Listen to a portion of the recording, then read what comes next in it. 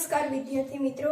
તો ધોરણ 11 સાયન્સ ભૌતિક વિજ્ઞાનમાં આપણે અત્યારે ચેપ્ટર નંબર 8 ચાલી રહ્યું છે અને જે ચેપ્ટર છે આપણું ગુરુત્વાકર્ષણ।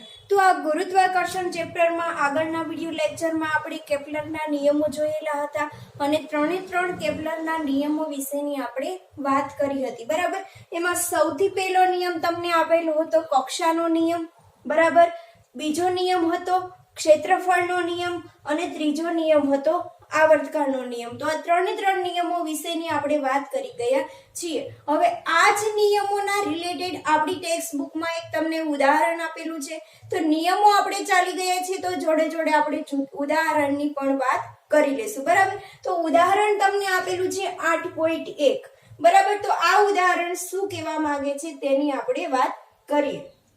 તો ઉદાહરણમાં એવું કીધું છે કે ધારો કે આકૃતિ 8.1a, બરાબર, કે તમારી ટેક્સ્ટ બુકમાં આકૃતિ આપેલી છે 8.1a કરીને અને જે આકૃતિ આપેલી છે તમને કેપ્લરના પહેલા નિયમની, બરાબર। તો એ આકૃતિ આપણે અત્યારે મેં અહીંયા ડ્રો કરેલી છે અને જે આકૃતિ છે કેપ્લરનો પહેલો નિયમ।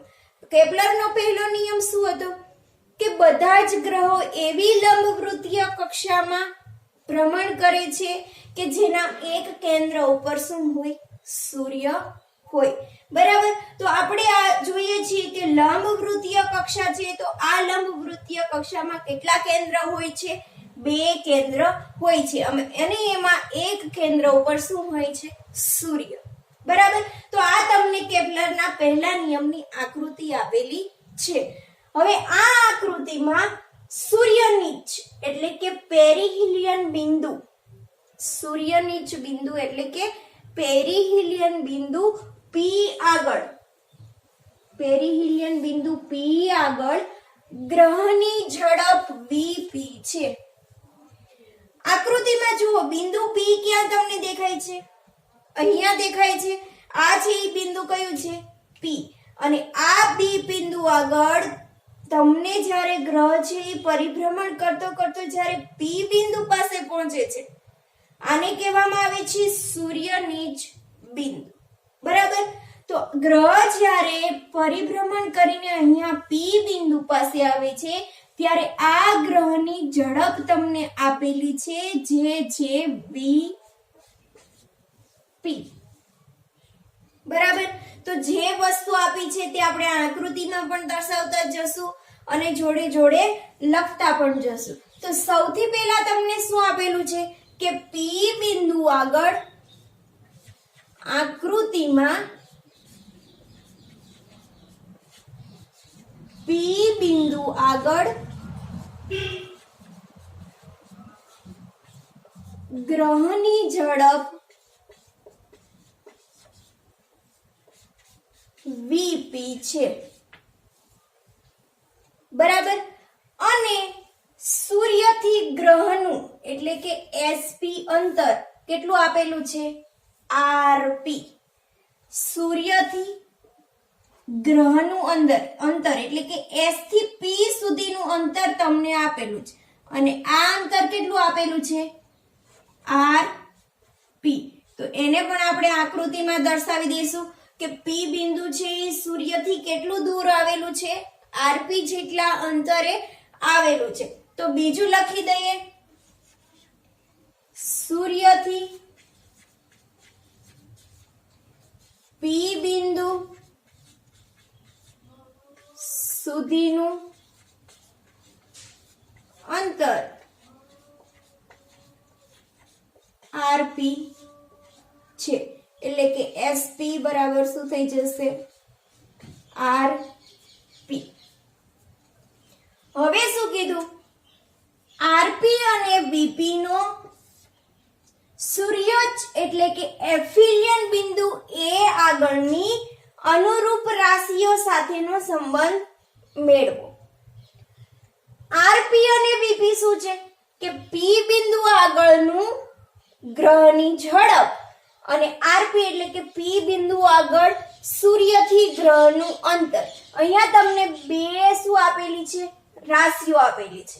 હવે આ ગ્રહ છે એ ગતિ કરીને ક્યાં આવશે, સૂર્યોચ્ચ બિંદુ સૂર્યોચ્ચ બિંદુ એ આગળ, એટલે ગ્રહ જ્યારે એ બિંદુ પાસે આવે છે ત્યારે પણ તમને બે રાશિઓ મળશે, આરપી અને વીપી. તો આ બંને રાશિઓ કે જ્યારે પી બિંદુ આગળ હોય છે ત્યારે અને ગ્રહ પછી એ બિંદુ પાસે આવે છે ત્યારે આ બંને રાશિઓ વચ્ચેનો તમારે શું મેળવવાનો છે? સંબંધ મેળવવાનો છે. તો સૌથી પહેલા જે મેળવવાનું છે તે આપણે લખી દઈએ. ગ્રહ ક્યાં આવશે? એ બિંદુ આગળ, બરાબર. તો અહીંયા આપણે એ પણ લખી દઈએ કે જ્યારે ગ્રહ એ બિંદુ આગળ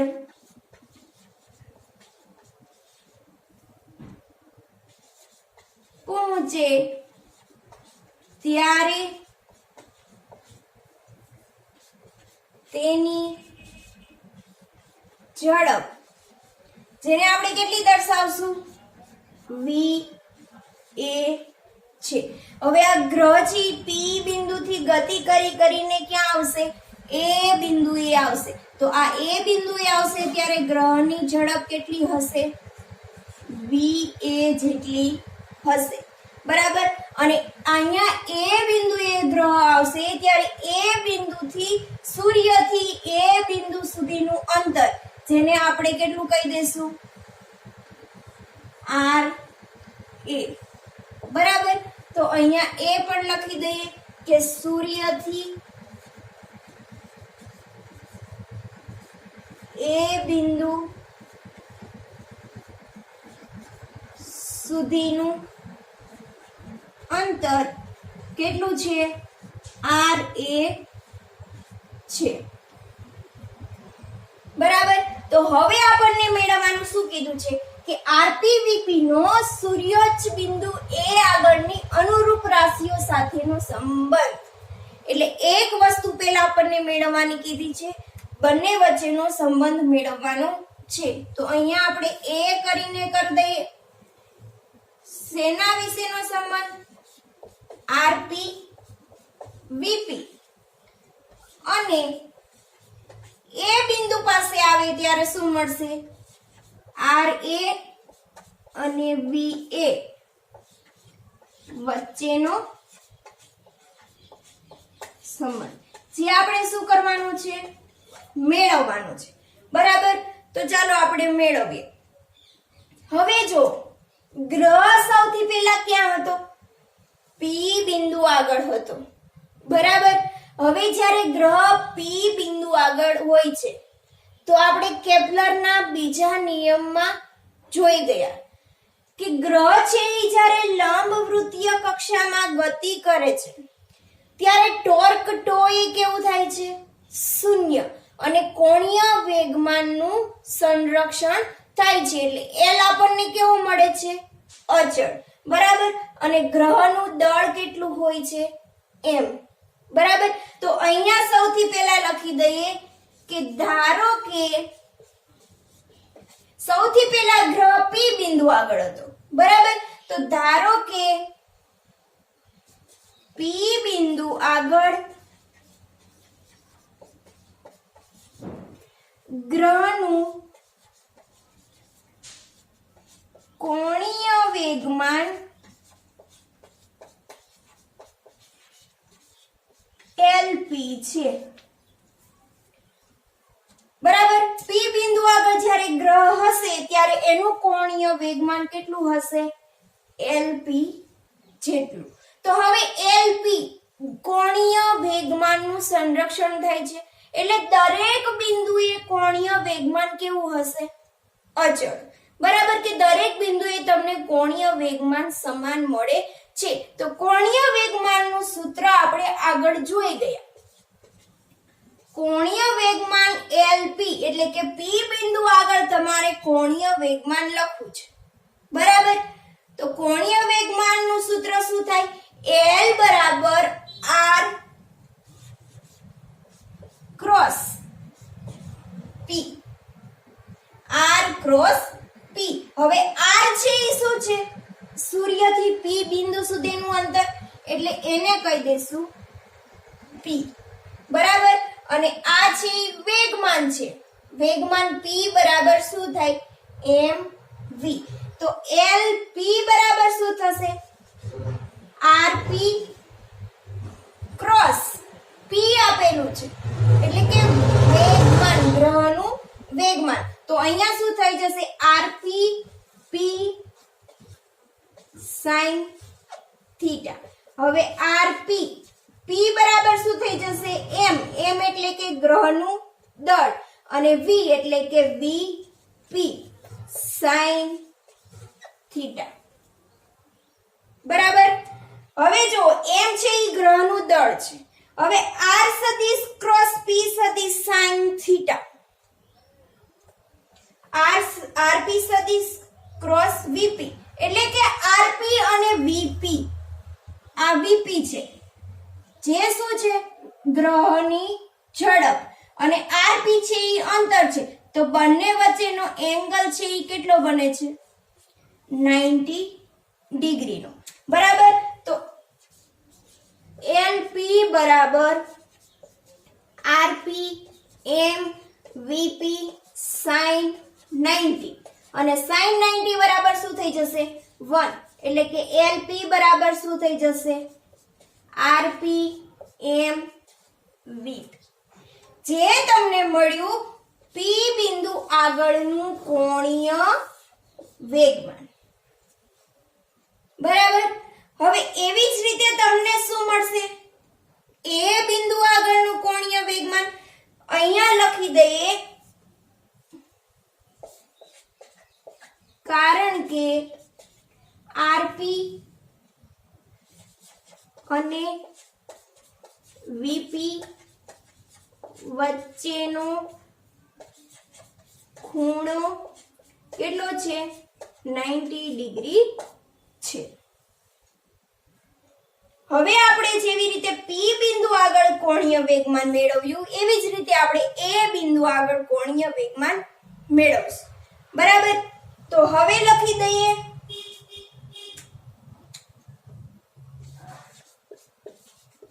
ધારો કે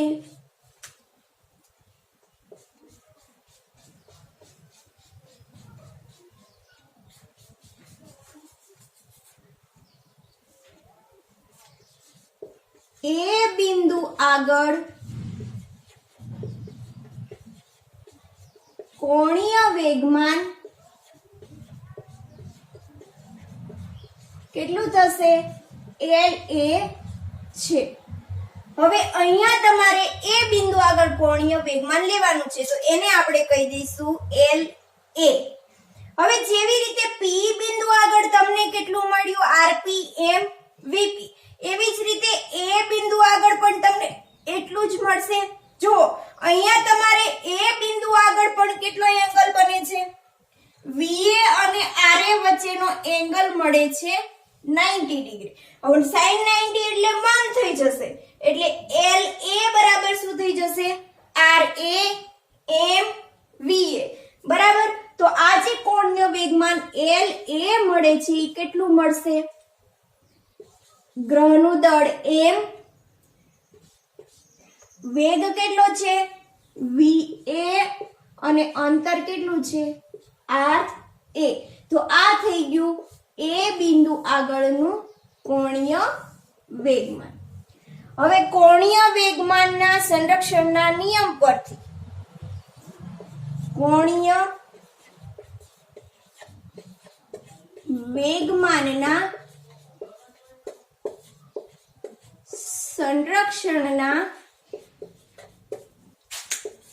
નિયમ પરથી તો કોણીય વેગમાનના સંરક્ષણના નિયમ પરથી શું છે કોણીય વેગમાન બરાબર અચળ એટલે કે લંબવૃત્તીય કક્ષામાં દરેક બિંદુએ કોણીય વેગમાન કેવું રહે છે અચળ રહે છે એટલે કે સરખું જ રહેશે તો આપણે એવું લખી દઈએ P બિંદુ આગળનું કોણીય વેગમાન બરાબર શું થશે L બિંદુ આગળનું કોણીય વેગમાન તો અહીંયા લખી દો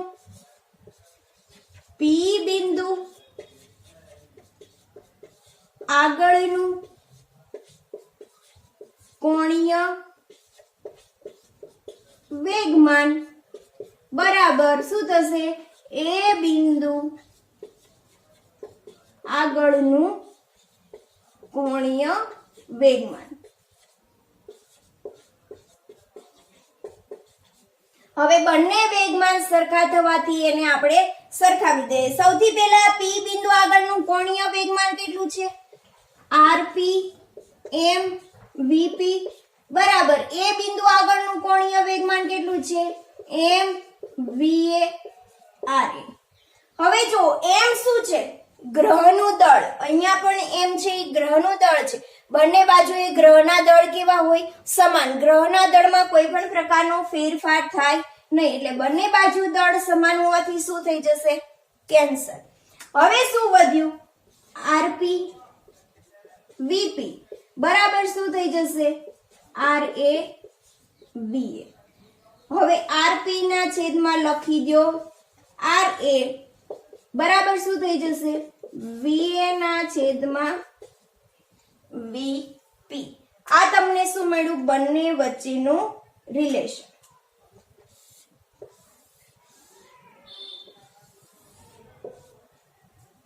હવે જો આજે તમને ગુણોત્તર લીધો છે rp ના છેદમાં ra બરાબર va ના છેદમાં vp. ra શું છે? rp શું છે? સૂર્યથી p બિંદુ સુધીનું અંતર. ra શું છે? સૂર્યથી a બિંદુ સુધીનું અંતર. va છે a બિંદુ આગળની ઝડપ, vp છે એ p બિંદુ આગળની ઝડપ. હવે આ ગુણોત્તર તમને શું કહે છે? જો rp છે એ સૂર્યથી p બિંદુ સુધીનું અંતર બરાબર. તો અંતર તમે જેમ વધશે અંતર ઘટશે એમ ઝડપમાં શું થશે? વધારો. બંને કેવા છે? જો વ્યસ્તમાં છે rp અને vp, તો અંતર ઘટવાથી ઝડપમાં શું થાય? વધારો થશે. એવી જ રીતે ra છે અને va છે એ બંને પણ કેવા છે? વ્યસ્ત છે બરાબર. તો અંતર વધવાથી ઝડપમાં શું થશે? ઘટાડો બરાબર. તો ગુણોત્તર તમને જે મળ્યો છે તે સાચો મળેલો છે બરાબર. તો આને આપણે આવું લખી શકીએ કે ra ગ્રેટર ધેન rp હોવાથી શું મળશે? vp ગ્રેટર ધેન va બરાબર. આ પણ એ સૂચવે છે કે અંતર વધારે એમ ઝડપમાં શું થાય? ઘટાડો બરાબર. અને અંતર ઓછું એમ ઝડપ વધે બરાબર. આ તમે મેળવેલું હતું rp vp નો સૂર્ય જ a બિંદુ આગળની અનુરૂપ રાશિઓ સાથેનો સંબંધ. એક વસ્તુ આપણે મેળવી લીધી છે. હવે આગળ શું કીધું? જો ગ્રહને bac એટલે કે ગ્રહને bac એટલે કે અહીંયાથી અહીંયા સુધીનો પાર્ટ અને cpb cp અને b અંતર કાપતા લાગતો સમય સરખો હશે કે નહીં એ આપણે ચેક કરવાનું છે. તો b શું મેળવવાનું છે? ગ્રહને bac અને cpb અંતર કાપતા લાગતો સમય સરખો છે કે નહીં એ આપણે મેળવવાનું છે. તો સૌથી પહેલા જોઈએ ગ્રહ bac. ગ્રહ જ્યારે bac એટલે કે અહીંયાથી અહીંયા સુધી આટલું અંતર કાપે છે ત્યારે ધારી લો કે એનો સમય આપેલો છે t1 બરાબર. ક્યાંથી ક્યાં? bac. તો અહીંયા આપણે લખી દઈએ ધારો કે ગ્રહને bac અંતર કાપતા t1 સમય લાગે છે. હવે ગ્રહને cpb એટલે કે સીપીબી અહીંયાથી અહીંયા સુધીનો અંતર કાપતા ધારી લો કે સમય કેટલો છે t2 તો ધારો કે ગ્રહને સીપીબી અંતર કાપતા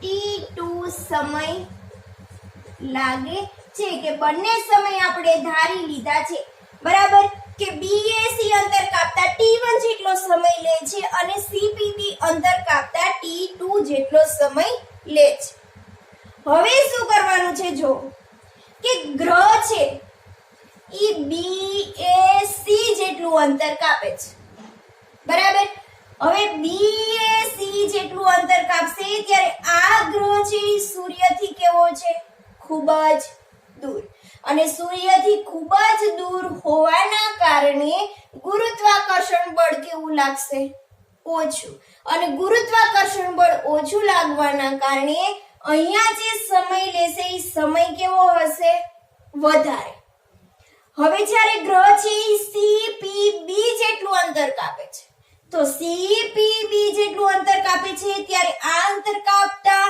ઈ ગ્રહ છે ઈ કેવો આવશે સૂર્યની નજીક અને સૂર્યની નજીક આવવાના કારણે સૂર્યનું ગુરુત્વાકર્ષણ બળ કેવું લાગશે વધારે અને ગુરુત્વાકર્ષણ બળ વધારે લાગવાના કારણે આ ગ્રહ છે ઈ આ BPC જેટલું અંતર છે ઈ ઝડપથી કટ કરી લેશે બરાબર તો ઝડપથી અંતર કાપવાના કારણે સમય છે ઈ કેવો લાગશે ઓછો લાગશે અને BAC જેટલું અંતર કાપવા માટે સમય કેવો લાગશે વધારે તો આ બંને સમય જે તમને મળે છે એ સરખા મળે છે તો સરખા મળશે નહીં તો આ તમને કેવું મળશે t1 ગ્રેટર ધેન t2 એટલે કે t1 સમય છે ઈ વધારે અને t2 સમય છે ઈ ઓછો બરાબર તો અહીંયા લખી દઈએ કે ગ્રહને BAC અંતર કાપવા માટે લાગતો સમય એ CPB અંતર કાપવા માટે લાગતા સમય કરતા કેવો હશે વધુ બરાબર તો અહીંયા નોટ લખી દઈએ કે અહીંયા ગ્રહને BAC અંતર કાપવા માટે લાગતો સમય એ CPB અંતર કાપવા માટે લાગતા સમય કરતા વધુ છે બરાબર તો આ હતું તમારું ઉદાહરણ 8.1 કે જે તમે કેપ્લરના નિયમનો અભ્યાસ કરી ગયા છો આ જ નિયમના રિલેટેડ તમને ઉદાહરણ આપેલું હતું આ ઉદાહરણ તમને 3 માર્ક્સમાં પૂછાવાની શક્યતા કે 3 માર્ક્સમાં પૂછાઈ શકે બરાબર તો આ વાત થઈ આપણે ઉદાહરણ 8.1 ની